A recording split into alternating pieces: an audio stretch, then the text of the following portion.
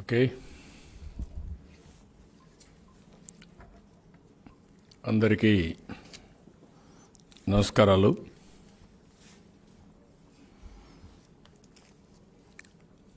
ఒక ఆవేదన, ఒక బాధ, అదే సమయంలో ఒక కఠిన నిర్ణయాలు కూడా తీసుకోవాల్సి వస్తుంది. ఈరోజు భారతదేశ స్వాతంత్రం కోసం ఎన్నో త్యాగాలు చేశారు. మేము బ్రిటిష్ పాలనలో ఉండడం కాదు, మేము స్వతంత్ర పౌరులుగా బ్రతకాలి, ప్రజాస్వామ్యం మాకు కావాలని ఆ రోజు పోరాడి మన వాళ్ళందరూ త్యాగాలు చేసి స్వాతంత్రాన్ని సాధించుకున్నాం. ఇప్పుడే భారతదేశం మొత్తం 75వ ఇండిపెండెన్స్ డే కూడా మనం జరుపుకోవడానికి ముందుకు పోతున్నాం. ఇలాంటి సందర్భంలో మీరు ఒకసారి చూస్తే రాజ్యాంగంలో ఫ్రీ అండ్ ఫెయిర్ పోలింగ్ జరగడానికి, ఒకప్పుడు ఎన్నికలు కూడా ప్రభుత్వమే కండక్ట్ చేసేది, స్థానిక సంస్థలు కానీ లేకపోతే ఒక ఆఫీసర్ని పెట్టి, లేకుంటే ఢిల్లీలో అయితే కొంచెం బెటర్గా. ఇప్పుడు స్వయం ప్రతిపత్తి కలిగినటువంటి రాజ్యాంగంలో ఇచ్చిన అధికారం ప్రకారం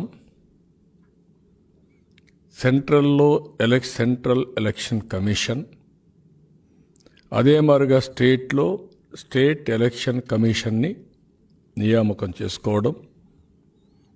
వాళ్ళు కూడా ఒక్కసారి ఎలక్షన్ కమిషన్ అయిన తర్వాత చాలా వరకు ఎక్కడ కూడా రాగద్వేషాలకు అతీతంగా,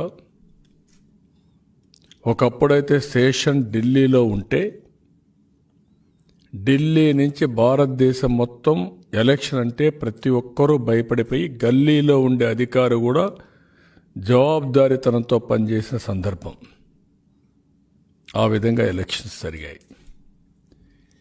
ఈరోజు మన రాష్ట్రంలో స్థానిక సంస్థల ఎన్నికలు ఒక ఫార్స్గా తయారైపోయింది.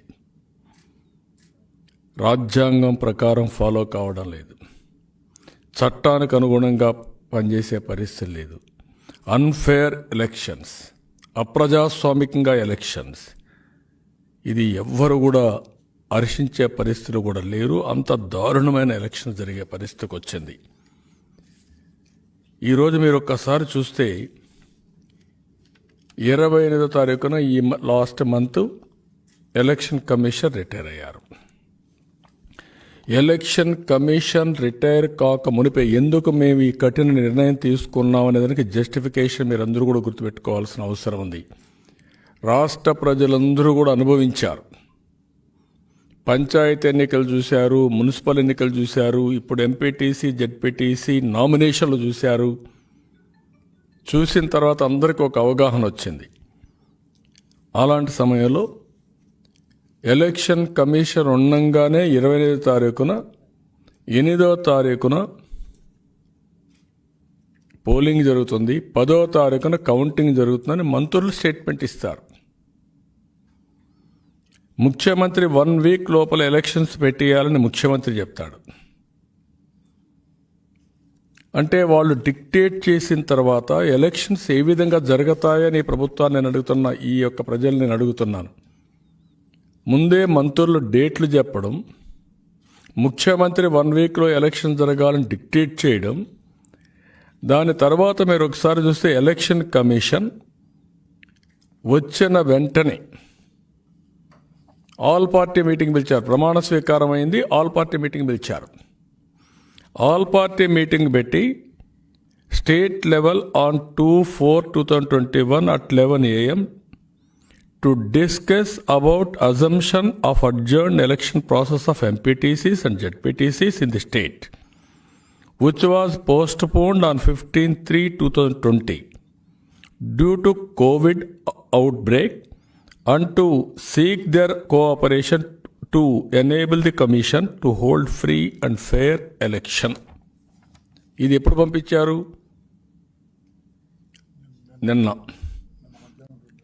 నిన్న మధ్యాహ్నం 2 గంటలకు పంపించారు. ఎప్పుడొచ్చింది ఇది? నిన్న సాయంత్రం మాకు వచ్చింది. ఈరోజు 11 గంటలకు మీటింగ్. 11 గంటలకు మీటింగ్ పెడితే నిన్న ఈవినింగే ఎన్నికలు అనౌన్స్ చేస్తారు. దేనికి పిలిచారే మీటింగు? ఎండార్స్ చేయడానికే. మీరు చేసే అప్రజాస్వామిక చర్యలు, అరాచక చర్యల్ని రాజకీయ పార్టీలు వచ్చి ఎండార్స్ చేయాలి. అన్డెమోక్రటిక్ థింగ్స్ మేము ఎండార్స్ చేయాలి. అంటే ఇది రాజకీయ పార్టీల్ని, ప్రజాస్వామ్యాన్ని అవమానించడం తప్ప ఇంకోటి కాదు. ఎందుకు రాజకీయ పార్టీలు మీటింగ్లు పిలిచారు? పిలిచిన తర్వాత ఎందుకు చేశారో సమాధానం చెప్పాలి. ఇంత మునిపే మీరు ఒకసారి చూస్తే ఫార్మర్ ఎన్నికల కమిషన్ రమేష్ కుమార్ ఉన్నప్పుడు ఒక లెటర్ రాశాడు గవర్నమెంట్ ఆఫ్ ఇండియాకి. ఎలక్షన్లో ఏదైతే ఇవన్నీ కూడా కోవిడ్ వచ్చిన తర్వాత ఎలక్షన్స్ జరిగిన తర్వాత ఒక లెటర్ రాశాడు. నేను అవన్నీ డాక్యుమెంట్స్ మీకు ఇస్తున్నా, ఎందుకు మేము ఇవన్నీ చేశామని. At the completion of stage 1 elections itself, which had witnessed unprecedented violence and intimidation by the ruling party. ఇది గవర్నమెంట్ ఆఫ్ ఇండియాకి సెక్రటరీ హోమ్కి రాసిన లెటర్ ఇది. తర్వాత ఇంకా further details. There were about 35 incidents of prevention of nominations, 23 incidents of forcible withdrawals, and 55 incidents of violence targeting the principal political opposition parties that are Telugu Desam, BJP and Janasena. ఇంత స్పష్టంగా letter రాసి దీన్ని discuss చేయాలి, ఇవన్నీ కూడా చేయాలని నిన్న ప్రమాణ స్వీకారం చేసిన 1 అవర్లో వరలరామయ్య గారు పోయి రిప్రజెంట్ చేశారు. రిప్రజెంట్ చేసిన తర్వాత మీరు పొలిటికల్ పార్టీస్ మీటింగులు పిలుస్తామని చెప్పి, లీగల్ ఒపీనియన్ తీసుకుంటామని చెప్పి సాయంత్రానికి నోటిఫికేషన్ ఇచ్చారంటే దీన్ని ఏ విధంగా అర్థం చేసుకోవాలని నేను అడుగుతున్నా. ఇంకొక విషయం కూడా ఇక్కడ చూస్తే ఎంపీటీసీ ఎలక్షన్స్ ప్రజలందరూ గుర్తుపెట్టుకోవాలి. ఇది ఒకసారిగా జరిగింది. స్థానిక సంస్థల ఎన్నికలు జరుగుతూనే ఉన్నాయి. అయితే అప్పుడప్పుడు ఇంప్రూవ్మెంట్ జరుగుతూ వచ్చింది. ఒకప్పుడు ఆఫీసర్లు ఒక పంచాయతీరాజ్ సెక్రటరీ ఎన్నికలు పెట్టే పరిస్థితి నుంచి ఈరోజు స్వయం ప్రతిపత్తి కలిగినటువంటి ఒక ఎన్నికల కమిషన్ రాష్ట్ర స్థాయిలో ఎన్నికలు నిర్వహించే పరిస్థితికి వచ్చారు. ఉదాహరణకు 2014లో ఎంపీటీసీలు 16,589 గాను 346 యునానిమస్ అయినాయి, అంటే 2%. నిన్న 9,696కి 2,362 అయినాయి, అంటే 24%. దీనికి సమాధానం చెప్పమంటున్న ఈ ఎన్నికల కమిషన్కి, మీరు ఎన్నికలు పెడతామంటున్నారు, మీకు అర్హత ఉందా అని అడుగుతున్నా నేను. You answer this. గుడ్డిగా సంతకాలు పెట్టడం కాదు, ఇక్కడ లాలోచి పడడం కాదు. ఇంపార్షియల్గా ఎన్నికలు కండక్ట్ చేసే పరిస్థితులు మీరు ఉండాలి. ఫ్రీ అండ్ ఫెయిర్ పోల్ జరగాలి. జడ్పీటీసీలు 1096 2014లో, అంటే 0.09%. ఇప్పుడు ఎన్ని జరిగాయి? 652కు 126, అంటే 19% యునానిమస్ జరిగాయి. ముఖ్యమంత్రి పెద్ద పోటుగాడు. ఆయన జిల్లాలో ఎంపీటీసీలు 553కి 439 యునానిమస్ అవుతాయి, అంటే 79%. జడ్పీటీసీలు 50కి 38 అవుతాయి, అంటే 76%. Answer this. అంటే ప్రజాస్వామ్యం అంటే అపహాస్యం చేసి, రౌడీజం చేసి ఇష్టానుసారంగా చేయడం కాదు. 2479లో 1143 చోట్ల బలవంతపు ఉపసంహరణ, ఏకగ్రీవ ఎన్నికలు కావాలి వీళ్లకు. 216లో నామినేషన్లు తిరస్కరించారు. 325 చోట్ల నామినేషన్లకు అడ్డంకులు సృష్టించారు. ఇంకొక పక్కన జెడ్పీటీసీల్లో 96 చోట్ల బలవంతపు ఉపసంహరణ, 19 చోట్ల నామినేషన్లు తిరస్కరించడం, 8 చోట్ల నామినేషన్స్కు అడ్డంకులు క్రియేట్ చేయడం. ఎంత దారుణంగా తయారైపోయారంటే పోలీసులు ముందుగానే పోయి పోటీ చేస్తామంటే బెదిరిస్తారు, పోటీ చేయొద్దని హెచ్చరిస్తారు.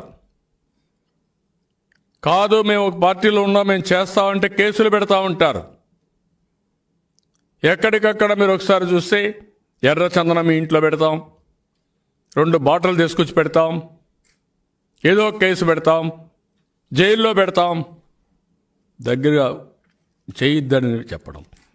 ఆ తర్వాత కాదు అని నామినేషన్కి వెళితే నామినేషన్కి వెళ్ళినప్పుడు రానియకుండా అడ్డంకులు సృష్టించడం, ఎక్కడికక్కడ అడ్డం పడిపోవడం, అక్కడి నుంచి నామినేషన్లు రిజెక్ట్ చేసేయడం.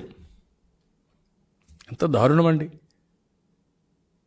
అదేవిధంగా ఫోర్జరీ ఇచ్చి నామినేషన్లు ఉపసంహరించడం, ఎక్కడ చూసినా బలవంతపు ఏకగ్రీవాలు. అడుగడుగున ఎన్నికల కమిషన్ కానీ ఏమి రూల్స్ లేవు, కోడ్ ఆఫ్ కండక్ట్ లేదు, ఏమీ లేదు. ఇది అయిన తర్వాత వాలంటీర్లు బెదిరిస్తారు.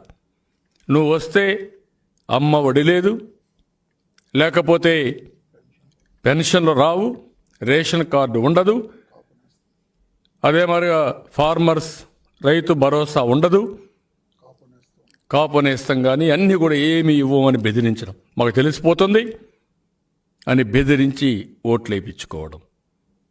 ఇదైన తర్వాత డబ్బులు విపరీతంగా డిస్ట్రిబ్యూట్ చేయడం, వసూళ్లు చేయడం, ఆ డబ్బులు తీసుకురావడం, మళ్ళా ఖర్చు పెట్టడం, ప్రలోభాలు పెట్టడం, ఇష్టానుసారంగా చేయడం. ఇంత మునుపు కౌంటర్ మ్యాండ్ కూడా చేశారు. ఎక్కడన్నా ఇలాంటి డబ్బులు పంచారని సందర్భాలు వచ్చినప్పుడు కౌంటర్ మ్యాండ్ చేసే పరిస్థితి నుంచి ఇప్పుడు ఏకపక్షంగా చేస్తామంటే పట్టించుకున్న నాదుడు లేడు. అక్కడి నుంచి ఇంకో పక్కన చూస్తే రిజల్ట్స్ అన్నీ వన్ సైడ్. రాత్రిలో మిడ్ నైట్ డ్రామా, 9 వరకు మా వాళ్ళు కూడా సమానంగా వస్తారు. 9 నుంచి ఏకపక్షంగా అనౌన్స్మెంట్లు వస్తాయి. కరెంటు పోతుంది, ఏజెంట్లు బయట తీసుకొస్తారు, కౌంటింగ్ ఏజెంట్ని వన్ సైడ్ అనౌన్స్ చేస్తారు. సింగిల్ డిజిటే ఉండాలంటే అవే నామినే కౌంట్ చేయాలంటే కాదు, రీకౌంటింగ్ ఏవైనా చేసి 200 ఓట్లు వచ్చినా 300 ఓట్లు వచ్చినా చేసి 3 సార్లు, ఒకసారే చేయాలంటే 3 సార్లు చేసి కడని డిక్లేర్ చేస్తారు. ఏమవుతున్నది? ఎన్నికల కేసు. ఎన్నికల కేసు ఎప్పుడు తిరుగుతుంది? 2 ఏళ్లకో 3 ఏళ్లకో 4 ఏళ్లకో. దాని మీద ఎవరికి ఇంట్రెస్ట్ ఉంటుంది? ఎవరికి ఇంట్రెస్ట్ ఉండదు. పోయింది, నా టైం ఎక్కడ వేస్ట్ చేసుకుంటాం, నేను ఎక్కడ పోరాడతాననే పరిస్థితికి వచ్చేస్తున్నారు. ఇంత దుర్మార్గంగా ఎన్నికలు కండక్ట్ చేసి ఇంకొక పక్కన మీరు చూస్తే ఇష్టానుసారంగా ఇప్పుడు ఇక్కడ ఎస్సీసీ ఉంది. ఒకప్పుడు ఈవిడ చీఫ్ సెక్రటరీ, తర్వాత ముఖ్యమంత్రికి అడ్వైజర్. ఈవిడ చీఫ్ సెక్రటరీగా ఉన్నప్పుడు హైకోర్టు పిలిచారు, ఈవిడ్ని బోనెక్కిచ్చారు. ఏవైతే పంచాయతీ బిల్డింగులు కలర్లు వేశారు, ఇష్టానుసారంగా చేశారు, అవి ఎందుకు మేము ఆర్డర్స్ ఇస్తే చేయరని కంటెంప్ట్ కింద పిలిపించి చీవాట్లు పెట్టినా పట్టించుకోలేదు. అది ఆవిడ రాజభక్తి. ఆవిడ ఇప్పుడు ఎన్నికల కమిషన్. ఇంకో పక్క ఆ రోజు ఎన్నికల కమిషన్ ఉన్నాడు, ఆయనకు సహకరించారా వీరు? ఎక్కడా సహకరించినటువంటి దాఖలాలే లేవు. ఈ పార్టీ మాట్లాడారు 10/4/2020 వైసీపీ ప్రభుత్వం చెప్తూ రిటైర్డ్ ఐఏఎస్లు ప్రభుత్వ పెద్దల వద్ద పనిచేసి ఉండడం వల్ల చాలా సందర్భాల్లో నిష్పాక్షికత ప్రశ్నార్థకంగా మారుతుంది. ఎస్సీసీగా రిటైర్డ్ హైకోర్టు జడ్జిని నిర్ణయించాలని నిర్ణయం తీసుకున్నాం. హైకోర్టు రిటైర్డ్ జడ్జిని నిర్ణయించాలని నిర్ణయం తీసుకున్నాం. ఎందుకు చేయాల?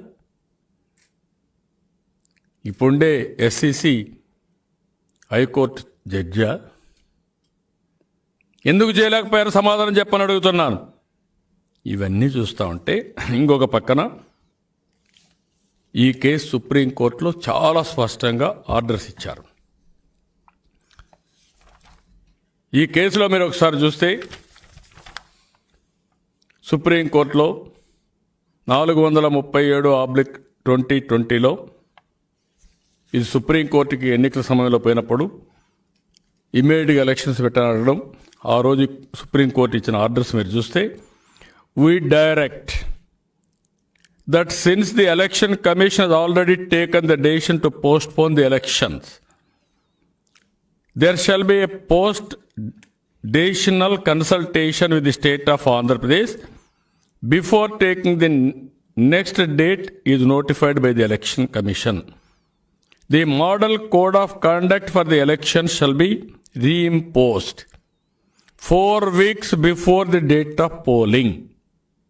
చాలా స్పష్టంగా, the model code of conduct for the election shall be reimposed 4 weeks before the date of polling.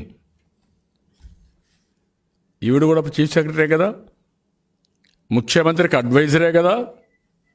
చదివారా సుప్రీంకోర్టు డెసిషన్ మీరు? ఇవన్నీ కూడా గుర్తుకొస్తాయనే కదా మీరు రాత్రి చీకటి ఆర్డర్ ఇచ్చారు. ఎందుకు ఇచ్చారు నేను నోటిఫికేషన్? You answer this. అంటే సుప్రీంకోర్టు వైలేషన్ పర్వాలేదు, ఏముంది, చీవాట్లు పెడతారు, అంతే కదా. ఆ పరిస్థితికి వచ్చేసారు మీరు. థిక్ స్కిన్డ్ అయిపోయారు. ప్రజాస్వామ్యం ఏమైనా పర్వాలేదు, సాంప్రదాయాలు ఏమైనా పర్వాలేదు, కోర్టు డెసిషన్స్ ఏమైనా పర్వాలేదు, మీకు కావాల్సింది ఆ ఉద్యోగం కావాలి, ఆ కుర్చీ కావాలి. ఆ కుర్చీకి కక్కుర్తి పడేవన్నీ చేస్తున్నారు మీరు. అన్ని రాజకీయ పార్టీలు అపోజ్ చేశాయి. జనసేన హైకోర్టుకి వెళ్ళారు. మేము నిన్నే పోయి చెప్పాం, బీజేపీ చెప్పారు, సిపిఐ చెప్పారు, అందరూ చెప్పారు, కాంగ్రెస్ కూడా చెప్పారు, అందరూ చెప్పారు. ఎందుకు యాక్ట్ చేయలేదు మీరు? ఇంత స్పష్టంగా we further direct that the present development activities which have already been undertaken shall not be interrupted till the model code of conduct is reimposed. However, if the state government wishes to undertake any fresh development activities, they shall do so only with the prior permission of the respondent, that is election commission. ఇంత స్పష్టంగా orders ఇస్తే ఏమాత్రం సిగ్గుపడకుండా, ఏమాత్రం సంకోచించకుండా, ఇంత day time murder of democracy ఎక్కడ, ఏంటి, ఎవడిచ్చాడు మీకు ఈ అధికారం? ఇంకొక పక్కన చూస్తా ఉంటే ఏదైతే ఎన్నికల కమిషన్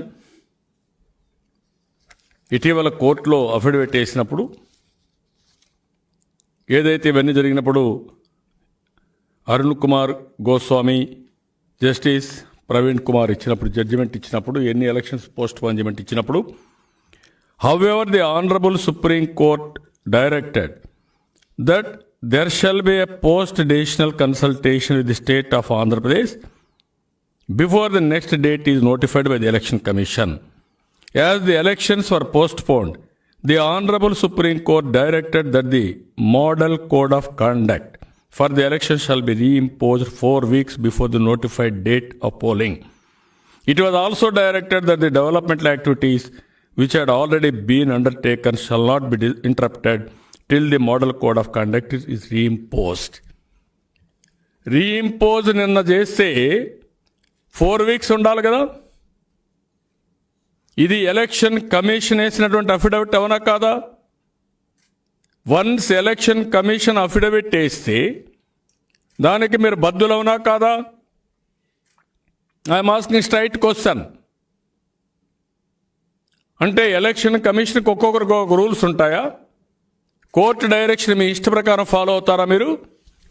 అదే మాదిరిగా ఇంకొక పక్కన చూస్తే, దీన్ని ఇంకా సపోర్ట్ చేయడానికి చూస్తే, Election Commission of India 2 August 2013లో అందరికి సర్క్యులేట్ చేసినప్పుడు, ఇది subject judgment dated 5/7/2013 of the Supreme Court of India in SLPC number 21455 of 2008 and TC number 112 of 2011 S. Subramaniam Balaji versus to Government of Tamil Nadu and others, framing of guidelines for election manifesto regarding.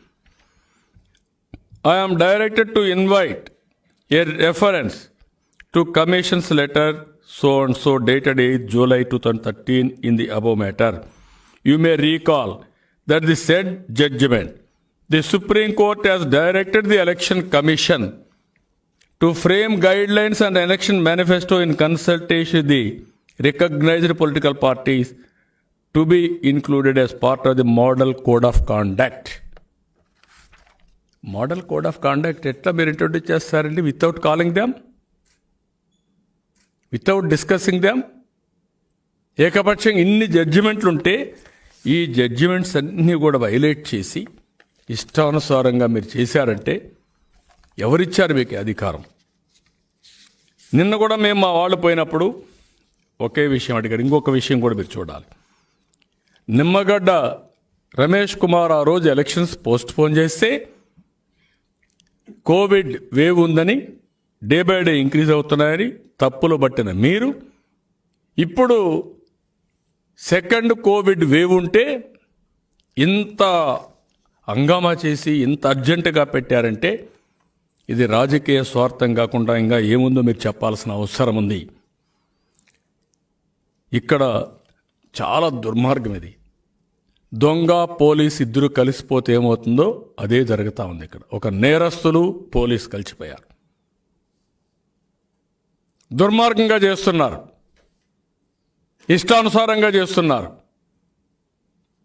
మీకు ప్రజాస్వామ్యం లేదు, రాజ్యాంగం లేదు, చట్టం లేదు. జగన్ రెడ్డి ఏది చెప్తే అదే రాజ్యాంగం అనుకుంటున్నారు. రోజు వస్తుంది. ఇప్పటికే మీరు దోషులుగా కోర్టులోకి ఎన్నిసార్లు పోయారో మీరు చూశారు. ఇదే జరిగితే భవిష్యత్తులో దీనికంతా కూడా పరిహారం చెల్లించే రోజు వస్తుంది. ఆ విషయం మీరు గుర్తుపెట్టుకోవాల్సిన అవసరం ఉంది. ఏమడిగామండి మేము? ఫ్రెష్ నోటిఫికేషన్ ఇమ్మన్నాం. మేము పోటీ చేయడానికి సిద్ధంగా ఉన్నాం. ఎప్పుడు చేశారు ఇది? 1 ఇయర్ అయింది. ఆ 1 ఇయర్కి ముందు నువ్వు వేసిన 1 ఇయర్ 26 రోజులు అయింది. ఇప్పటికి 13 నెలలు అయింది. 13 నెలలకు ముందు ఈ నోటిఫికేషన్ ఇస్తే 100 మంది పొలిటికల్ పార్టీ అభ్యర్థులు చనిపోయారు. రికగ్నైజ్డ్ పొలిటికల్ పార్టీ అభ్యర్థులు 100 మంది చనిపోయారు. అలాంటి సందర్భంలో ఫ్రెష్ నోటిఫికేషన్ ఇమ్మని మేము కోరాం. ఇంకొక పక్కన ఏదైతే ఎన్నికల పోస్ట్పోన్ చేయాలి, ఫ్రెష్ పిలవాలని కోర్టులో కేసు పెండింగ్ ఉంది. సుప్రీంకోర్టు జడ్జిమెంట్స్ కానీ హైకోర్టులో అబ్జర్వేషన్స్ కానీ ఇక్కడ ఉన్నాయి. ఇన్నుంటే ఏకపక్షంగా రాత్రికి రాత్రే ఈ డెసిషన్ తీసుకోవడంలో ఏమాత్రం న్యాయం ఉంది? సమాధానం చెప్పమని అడుగుతున్నా. Answer this. ఇంకొక పక్కన పంచాయతీలను 4 ఫేసెస్లో పెట్టారు. 2014లో కూడా ఎంపీటీసీలు జడ్పీటీసీలు 2 ఫేజుల్లో పెట్టారు. ఈసారి ఒకే ఫేజ్లో పెట్టారు. ఏమంత తొందర? నిన్న సాయంత్రం నోటిఫికేషన్, 8వ తారీఖున పోలింగ్, 10వ తారీఖున కౌంటింగ్. ఇంకో పక్క తిరుపతి ఎలక్షన్ జరుగుతున్నాయి. తిరుపతి ఎలక్షన్స్ ఉన్నా మీకు లెక్కలేదు.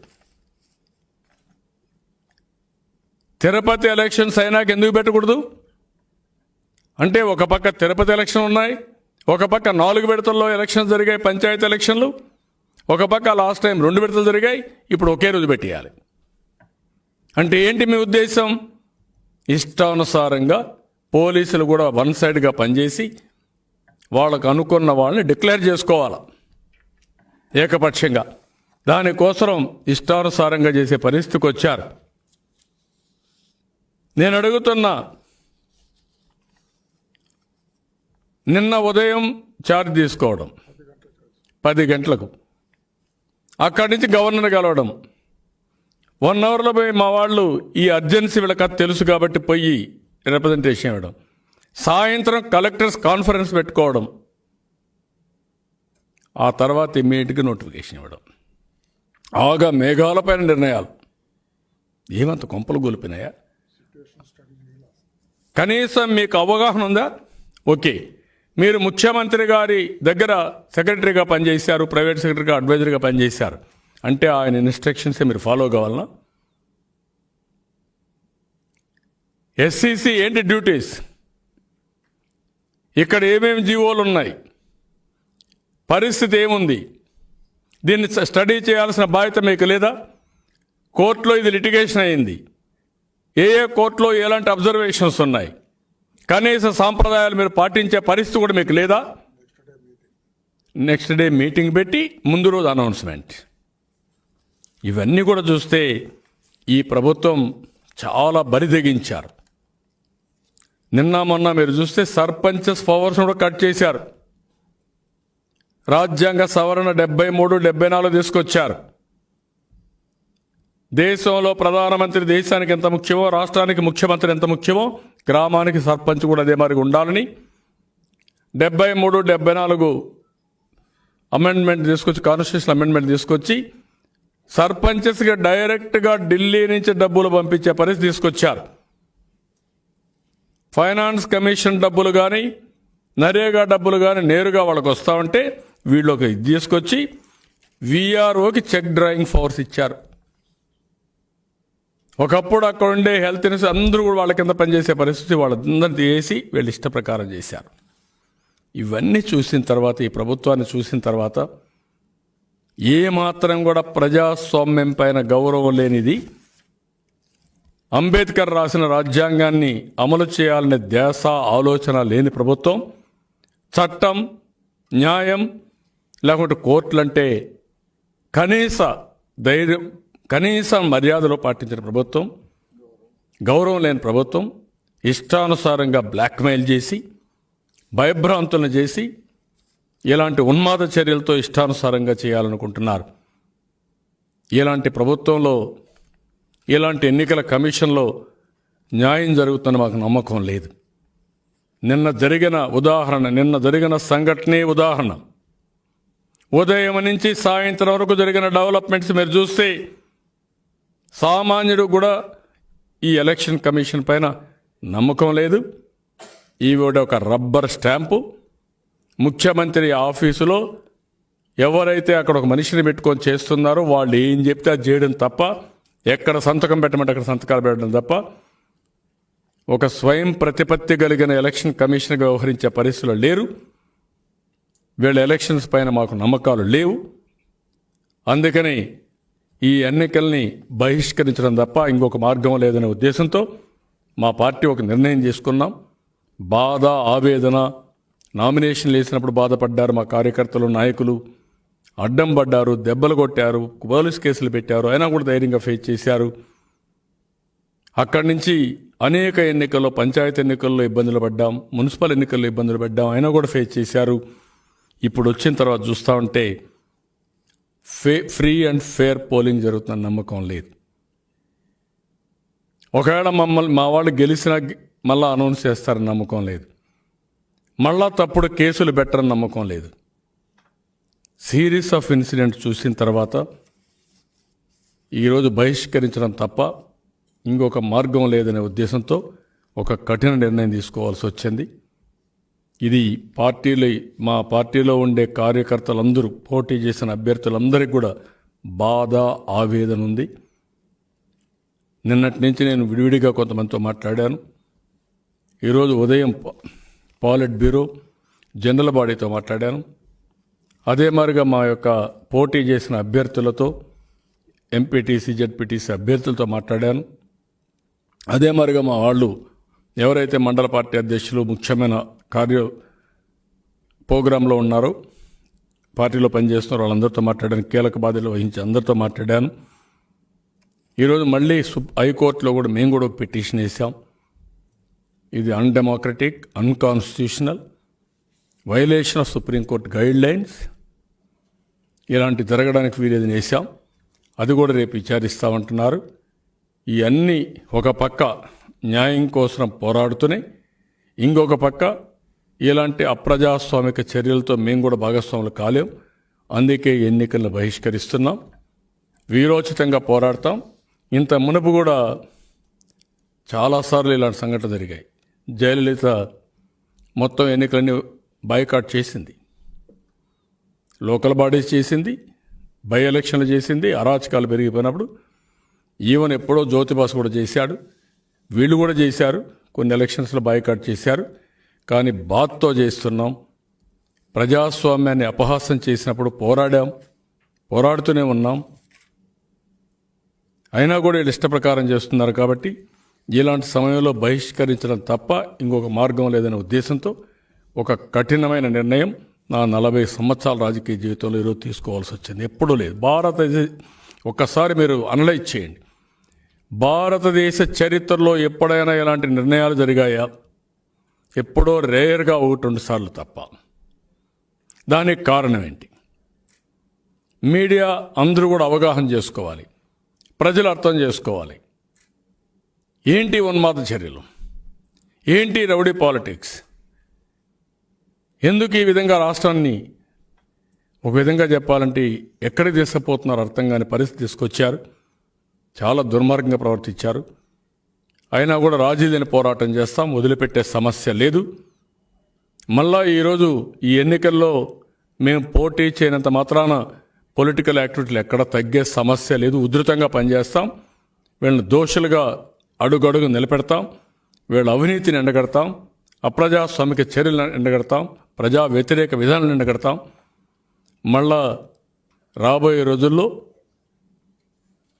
పార్టీని బలోపేతం చేసుకుంటూ అన్ని విధాలా ముందుకు పోతామని చెప్పి నేను మీకు తెలియజేసుకుంటూ, ప్రజలందరూ కూడా అర్థం చేసుకోవాల్సిన ఇంత కఠిన నిర్ణయం చేసినారు తెలుగుదేశం పార్టీని. మా చరిత్రలో 39వ 40వ ఆవిర్భావ దినోత్సవాన్ని మొన్న జరుపుకున్నాం. 39 సంవత్సరాల సుదీర్ఘ అనుభవంలో ఎప్పుడూ లేనటువంటి ఇబ్బంది, ఎప్పుడూ లేనటువంటి అప్రజాస్వామిక చర్యలు ఈరోజు జరిగాయంటే ఇది చాలా బాధేస్తుంది. అలాంటి కఠిన నిర్ణయం తీసుకొని ముందుకు పోవాల్సి వచ్చిన దానికి బాధపడుతూ ప్రజలందరూ అర్థం చేసుకోవాల్సిన అవసరం ఉంది. ఇప్పటికైనా మీరు అవగాహన పెంచుకోవాలి. ఇది మాకెందుకు అనుకొని మీరు అనుకుంటే భవిష్యత్తులో ప్రజాస్వామ్యం లేకపోతే, అడిగే వ్యక్తులు లేకపోతే ప్రజల సమస్యలు కూడా ఇంకా దారుణం అయిపోతాయి. కనీసం మీ అభ్యర్థుల్ని మీకు ఎవరు కావాలనో ఎన్నుకునే అవకాశం కూడా ఈ ప్రభుత్వంలో లేకపోతే ఇంకెంత దారుణం మీరు అర్థం చేసుకోవాలి. రేపు గ్రామంలో మీరు ఏం మాట్లాడగలుగుతారో అర్థం చేసుకోవాల్సిన అవసరం ఉంది. ఆ విషయాన్ని మొన్న కూడా state election commissioners must be independent persons who are not holding post under central or state governments. Supreme court స్టేట్లో సెంట్రల్లో కాదు, ఇంట్లో పని చేసుకోవాలని పెట్టుకున్నారు అడ్వైజర్గా పనిచేసిన వాళ్ళు. ఇప్పుడు దీనికి సమాధానం చెప్పాల్సిన అవసరం ఉంది. వీళ్ళకి సాంప్రదాయం లేదు, పాడు లేదు, ఏది ఉండదు. సాంప్రదాయాలు తెలియని వ్యక్తులు ఎక్కడికక్కడ ఒక నేరస్తులే రాజకీయాల్లోకి వచ్చి ఇష్టానుసారంగా చేసినప్పుడు ఇలాంటివన్నీ జరుగుతూ ఉంటాయి.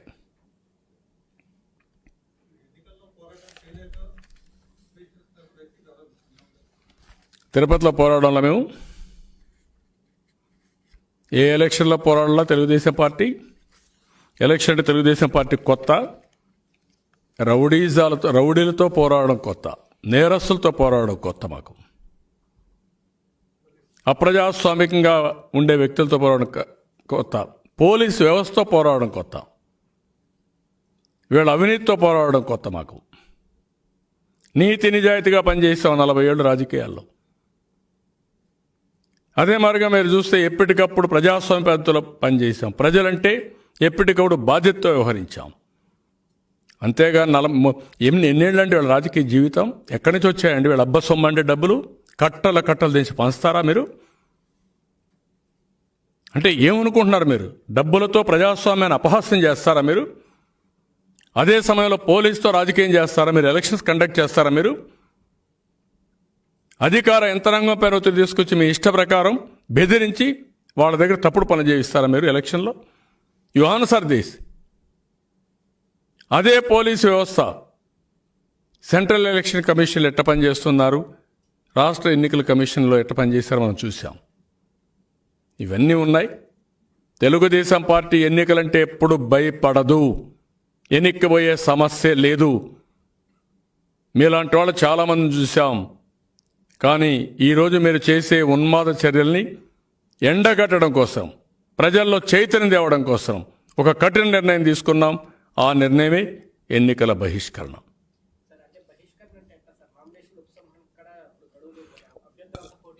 మేము ఉండమని చెప్తున్నాం, పోటీలో మేము లేవని ప్రజలు చెప్తున్నాం.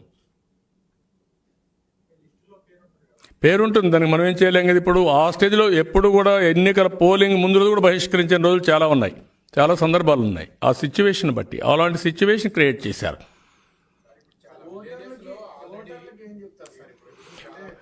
ఓటర్లకే చెప్తాను నేను, మీరు అన్ని కూడా 2 ఎలక్షన్లు మీరు చూశారు.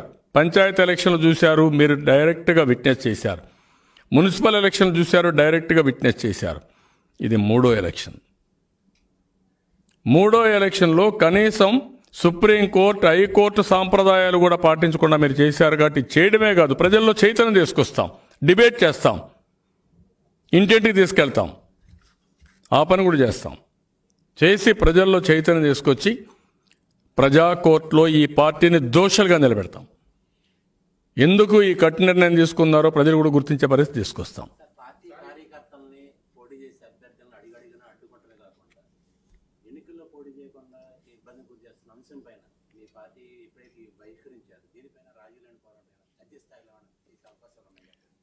రాష్ట్ర స్థాయిలో చేస్తాం, క్షేత్రస్థాయిలో చేస్తాం, దేశ స్థాయిలో కూడా విల్ టేక్ ఇట్ అప్. ఈ బహిష్కరించి ఇక్కడ వదిలిపెట్టాం. ఒక యాక్షన్ ప్లాన్ తయారు చేసి తిరుపతి ఎలక్షన్లో పక్క చేస్తూనే ఇంకొక పక్క ఈ ప్రోగ్రాం కూడా తీసుకొని జాతీయ స్థాయిలో రాజ్యాంగబద్ధంగా ఉండే అన్ని వ్యవస్థలకు కంప్లైంట్ చేస్తాం, అన్ని స్థాయిల్లో తీసుకెళ్తాం, దీని మీద పోరాటం చేస్తాం. ఎప్పుడు లేదు.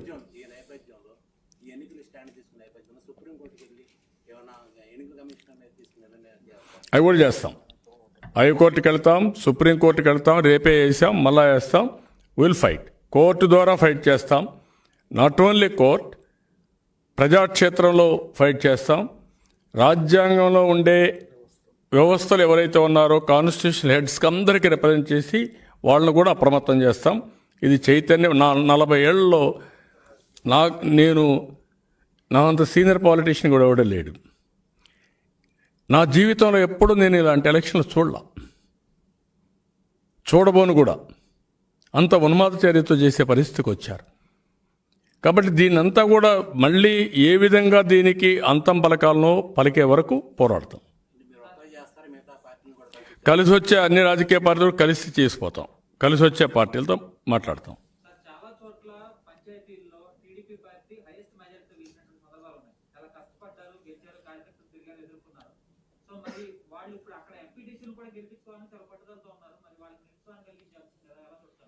నేనేమంటానంటే ఇది కఠిన నిర్ణయం అని చెప్పాను నేను. అందుకే ఆ కఠిన నిర్ణయం మేము తీసుకోవాల్సి వచ్చింది ఇక్కడ.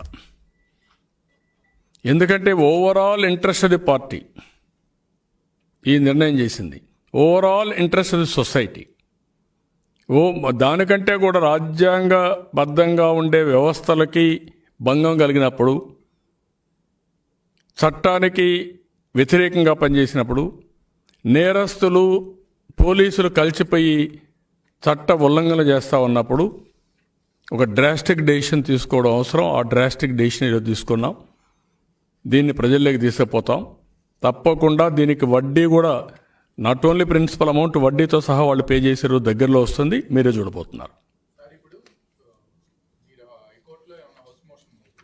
చేసాం, రేపు వస్తుంది.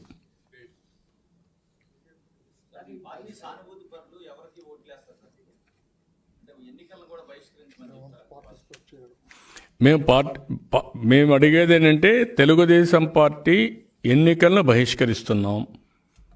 బహిష్కరించడానికి నేను కారణాలన్నీ ఇప్పుడు చెప్పాను. ఏ విధంగా పంచాయతీ ఎలక్షన్లు చేశారు, ఏ విధంగా మున్సిపల్ ఎలక్షన్లు చేశారు, ఏ విధంగా 8వ తారీఖే 28వ తారీఖున వీళ్ళు ముందే 8, 10 ఎలక్షన్ జరుగుతాయని చెప్పారు. సీఎం డిక్టేట్ చేశాడు. ఎన్నికల కమిషన్ యొక్క గత చరిత్ర, కనీసం సుప్రీంకోర్టు, హైకోర్టు డెసిషన్స్ కూడా ఫాలో కాకుండా పోవడం, మేము అడిగింది ఫ్రెష్ ఎలక్షన్స్ పెట్టండి, మేము కూడా పార్టిసిపేట్ చేస్తామంటే దానినే ఓపిక కూడా లేకుండా వన్ సైడ్గా ఇచ్చేయడం, కోర్టులో కూడా వేసిన కేసుని ప్రీఎంప్ట్ చేయడం కోసం ఎన్నికలు అనౌన్స్ చేసి ముందుకు పోవడం. మేము ఒక్కరే ఇలా జనసేన వేశారు, ఇంకొక పార్టీ వేశారు, అవి కూడా కాకుండా చేయడం, ఇవన్నీ చేసి ఇష్టానుసారంగా చేశారు. కాబట్టి దీనిపైన మేము నిర్ణయం చేశాం, ప్రజల్లో ఎడ్యుకేట్ చేస్తాం, వీళ్ళని ఎండగడతాం. లాస్ట్కి ఎవరైతే మీరు అన్నారో ప్రజలకు కూడా అప్పీల్ చేస్తున్నాం, మీరు కూడా అర్థం చేసుకొని సహకరించమని. ఏ రూపంలో సహకరిస్తారో వాళ్ళ ఇష్టం, అది వాళ్ళు ఏం చేస్తారో వాళ్ళు ఆలోచించాల్సిన అవసరం ఉంది. నేను అది ఇప్పుడు మాట్లాడడం లేదు. ఎందుకు మాట్లాడడం లేదంటే వాళ్ళు ఏ నిర్ణయం తీసుకుంటారో దాన్ని బట్టి మేము కూడా క్షేత్రస్థాయిలోకి వెళ్ళినప్పుడు ఎడ్యుకేట్ చేస్తాం. Various aspects will tell.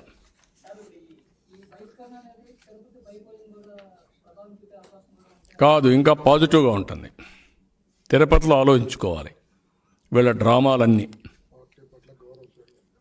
Party పట్ల గౌరవం పెరుగుతుంది, ప్రజాస్వామ్యం పైన మళ్ళా నమ్మకం పెరిగే చర్య ఇది. ప్రజాస్వామ్యాన్ని కాపాడుకోవడానికి, రాజ్యాంగ వ్యవస్థలు బాధ్యతగా ప్రవర్తించడానికి, అదే మాదిరిగా ఏదైతే అవకతవకలు ఇష్టానుసారంగా చేసి పోలీసులు మా ఇష్ట ప్రకారం చేస్తామనే దానికి ఇవన్నిటికీ విరుగుడుగా మేము చేశాం.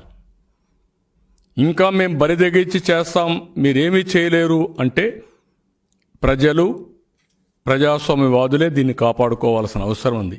నేను అందుకే చెప్పాను, ఇష్టమయ్యి కాదు, చేతగా కాదు. 40 సంవత్సరాల్లో పోరాడిన పార్టీ ఇప్పుడు కొత్త అండి రాజకీయాలు. మాకు ఎన్నికలు కొత్త అండి. ఎన్ని ఎన్నికలు ఫేస్ చేయలేదండి. తెలంగాణలో ఉద్యమం తీవ్ర రూపంలో ఉన్నప్పుడు ఫైట్ చేశాం, ఇక్కడ ఫైట్ చేశాం. తీవ్రవాదులు తీవ్రంగా ఉన్న ప్రాంతాల్లో ఫైట్ చేశాం. కమ్యూనల్ వైలెన్స్ వచ్చినప్పుడు ఫైట్ చేశాం. ఫ్యాక్షన్ పాలిటిక్స్లో ఫైట్ చేశాం. ఎప్పుడు ఫైట్ చేయలేదు, ఎప్పుడు వదిలిపెట్టాం ఎలక్షన్లో, ఎప్పుడూ వదిలిపెట్టలేదు. కానీ ఇప్పుడు ఎందుకు వదిలిపెట్టాం? ఈ విషయం ప్రజలు అర్థం చేసుకోవాల్సిన అవసరం ఉంది. ప్రజాస్వామ్య హితులు కూడా అర్థం చేసుకోవాల్సిన అవసరం ఉంది. దేశం కూడా అర్థం చేసుకోవాల్సిన అవసరం ఉంది. ఈ రాష్ట్రాలు అదే. అందుకే నేను ఒకసారి మీరు ఆలోచిస్తే ఉత్తర కొరియా, దక్షిణ కొరియా ఎగ్జాంపుల్స్, బెస్ట్ ఎగ్జాంపుల్స్ మనకు. ఒక దేశంలో ఉండేటివి. దక్షిణ కొరియా ప్రజాస్వామ్య స్ఫూర్తితో ఎప్పటికప్పుడు కాంపిటేటివ్ ఎకానమీకి పోయారు, డెవలప్డ్ కంట్రీ అయ్యారు. ఉత్తర కొరియా ఇంకొక పక్క డిక్టేటర్కి వెళ్ళారు, ఫినిష్ అయిపోయారు. అలాంటి డిక్టేటరల్ యాటిట్యూడ్ ఉండే వ్యక్తి ఇక్కడికి వచ్చాడు. ఎక్కడికి తీసుకుపోతారు ఈ రాష్ట్రాన్ని? నిన్న కూడా మీరు ఆదాయాలు చూసుంటారు. మార్చిలో GST 5% ఉంది ఆంధ్రప్రదేశ్ గ్రోత్. సౌత్ ఇండియాలో లోయెస్ట్, బేస్ ఇది లోయెస్ట్, గ్రోత్ ఇది లోయెస్ట్. నిన్న ఎంత దారుణంగా బిహేవ్ చేస్తారంటే తిరుపతి ఎలక్షన్లో మీరు చూసుంటారు. పాండిచ్చేరి ఎలక్షన్లో వెళ్ళి పనిచేస్తారు. అక్కడ స్పెషల్ స్టేటస్ ఇస్తామని హామీ ఇస్తారు. ఇక్కడికి వచ్చి స్పెషల్ స్టేటస్ ఇవ్వాలని ఫైట్ చేస్తారు. ఇక్కడికి వచ్చి మేము బీజేపీతో కలిసామని చెప్పి ప్రచారం చేస్తారు. మీరు మనుషులా? మీది ఒక నాలుక? మీకేమైనా బుద్ధి జ్ఞానం ఉందా మీకు? ఇంత బ్రూటల్గా నిన్ననే పోయి ఆడ ప్రచారం చేసి ఇక్కడికి వచ్చి అక్కడ స్పెషల్ స్టేటస్ ఇచ్చారు అని అక్కడ ఇచ్చేస్తే ఇక్కడికి వచ్చి మేము బీజేపీతో కలిసామని మీరు ప్రచారం చేసే పరిస్థితికి వచ్చారంటే మిమ్మల్ని ఏమనాలి? మీరు మనుషులు అనాలి మిమ్మల్ని. మీ మనుషులే, వాళ్ళ ఎంపీలే వెళ్ళారు. దీనికి సమాధానం చెప్పండి. అంటే ప్రజల్ని మీరు అంత చులకనగా ఎస్టిమేట్ చేస్తున్నారు, భయపడుతున్నారు. కాబట్టి ఎన్నికల ముందేం చెప్పారండి? ఢిల్లీ మెడల్ వంచుతామని చెప్పారు కదా మీరు. 25 గెలిపించమన్నారు కదా, 22 గెలిపించారు కదా. ఇంకొక పక్క మీరు చెప్పారు కదా ఢిల్లీలో ఆ రోజు, మొత్తం గెలిపిస్తే మేము సాధిస్తాం. ఈరోజు మీకు 28 మందిని ఇచ్చారు కదా రాజ్యసభ, లోక్సభ కలిసి. ఎవరు మెడలు ఉంచారు? మీ మెడలు దించారు. మీరు ఆ విషయం గుర్తుపెట్టుకోవాలి. మీరు మాట్లాడతారా? సిగ్గు ఏమాత్రం ఉందా మీకు? మళ్ళా ఎదురుదాడి చేస్తారు మీకు నోర్లు ఉన్నాయని. ఆ రోజు ప్రత్యేక హోదా అనే శరణ్యం, ఉద్యోగాలు కావాలని మాట్లాడిన పెద్ద మనుషులు మీరు. ఈరోజు ప్రత్యేక హోదాను అన్నిటిని తాకట్టు పెట్టేసి మళ్ళా వచ్చి ఈరోజు మళ్ళా మాట్లాడుతున్నారు మేము ప్రత్యేక హోదా కోసం మళ్ళా పోరాడతామని. ఏం పోరాడతారు మీరు? ఎన్నేళ్ళు పోరాడతారు? You answer this. అప్పుడు రాజీనామా చేయాలన్నారు కదా, ఇప్పుడు రాజీనామాలు చేయండి. మీకు ఓటు అడిగే హక్కు ఎక్కడుంది? 5 లక్షలతో గెలవాలంట తిరుపతిలో. గుద్దుకుంటారంట. గుద్దుకోండి చూద్దాం. తమాషాట్లాడుతున్నారు. ఏం సాధించారండి? ఓటు అడిగే హక్కు మీకుందా? ఒక్క ఓటు వేయడానికి కూడా మీకు అవకాశం ఉందా? ఏం పొడిచారని? పోలవరం సాధించారా? స్టీల్ని కాపాడారా? విభజన చట్టంలో హామీలను కాపాడారా? లేకపోతే ప్రత్యేక హోదా సాధించారా? పిల్లలకు ఉద్యోగాలు ఇచ్చారు? ఏమి ఇచ్చారు? మీకు ఓట్లు వేయాలా? ధరలు నియంత్రణ చేశారా? ఏది చేయలే. రాష్ట్రాన్ని నాశనం చేసేశారు. ఎంత సమయమైనా దాడులు దాడులు దాడులు, పోలీస్ కేసులు కేసులు కేసులు, ఇవే.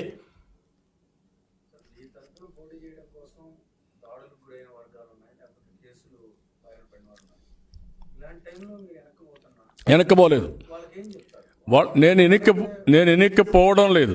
కానీ ఈ ప్రత్యేకమైన పరిస్థితిలో ఎవరైతే పోరాటం చేస్తున్నారో వాళ్ళందరికీ విజ్ఞప్తి చేస్తున్నా, మీ అందరి భవిష్యత్తు కోసం, రాష్ట్ర భవిష్యత్తు కోసం, పార్టీ ప్రయోజనాల కోసం ఈ నిర్ణయం తీసుకున్నాం, కఠిన నిర్ణయం తీసుకున్నాం. ఎవరైతే ఈరోజు పోరాడి త్యాగాలు చేశారో ఆ త్యాగాలు చేసిన అందరికీ హామీ ఇస్తున్నా, మళ్ళా రోజులు వస్తాయి. తప్పకుండా దీనికంటే మెరుగైన గుర్తింపు మీకు ఇచ్చే విధంగా పార్టీ మీకోసం అండగా ఉంటుంది. అది చేసే బాధ్యత నాది. 7,000 మందిని ఈరోజు మేము త్యాగం చేశాం. పోటీ చేసిన వాళ్ళందరికీ హామీ ఇస్తున్నాం. డెఫినెట్గా చేస్తాం. దాంట్లో ఇంకొక 2,300 మంది బలవంతపు యునానిమస్కి బలైపోయారు. వాళ్ళకు కూడా చెప్తున్నా, తప్పకుండా మీ త్యాగాలు, విలువ కట్టలేని త్యాగాలు మీరు చేశారు. మీ త్యాగాలు నేను గుర్తుపెట్టుకోవడం కాదు, మీ రుణం తీర్చుకునే రోజు వస్తుంది. తప్పకుండా మీ రుణం తీర్చుకుంటాం. ఇది కఠిన నిర్ణయం ఎందుకు తీసుకున్నామంటే ప్రజలకు అర్థం కావాలి. చేతగా కాదు అంటే మేము కూడా యుద్ధం చేయాలా, లేకుంటే తీవ్రవాదులు మరి తయారు కావాలా? ఏంటంటే ఇది ఈ రాజకీయం? తమాషా అనుకుంటున్నారు. పోలీసుల దగ్గర తుపాకులు ఇచ్చింది మన మీద ఉపయోగించడానికి కాదు. పోలీసులకు అధికారాలు ఇచ్చింది మనల్ని అరెస్ట్ చేయడానికి కాదు, కల్ప్రిట్స్ని పట్టుకోవడానికి, దొంగల్ని పనిష్ చేయడానికి, అసలు దొంగలతో కలవడానికి కాదు. నేను అడుగుతున్న ఈ డీజీపీకి, ఈ పోలీసులకి, ముఖ్యమంత్రి ఈరోజే మీరు చూశారు, వివేకానంద రెడ్డి కూతురు ఢిల్లీకి పోయి అడిగింది. సమాధానం ఉందా? I'm asking straight question. మిమ్మల్ని కూడా అడుగుతున్నా, చెప్పండి. మీరు ఈ పోలీసులు అడుగుతున్నా, చెప్పండి. ఈ ముఖ్యమంత్రిని అడుగుతున్నా, చెప్పండి. You are having any answer? మరి ఏమనుకుంటున్నారు మీరు? కాబట్టి ఇవన్నీ కూడా చాలా దుర్మార్గమైన కార్యక్రమాలు చేస్తున్నారు. మేము కూడా పోరాడడం అంటే మాత్రం ఈ ఉన్మాదులకంగా అడ్డే ఉండదు. డెఫినెట్గా పోరాడతాం. ఈరోజు మేము తీసుకున్న నిర్ణయం ఇంకా అగ్రెసివ్గా పోరాడడానికి దోహదం చేస్తుంది. ఆ విషయం మీరు కూడా గుర్తుపెట్టుకోవాల్సిన అవసరం ఉంది. Okay, thank you one and all.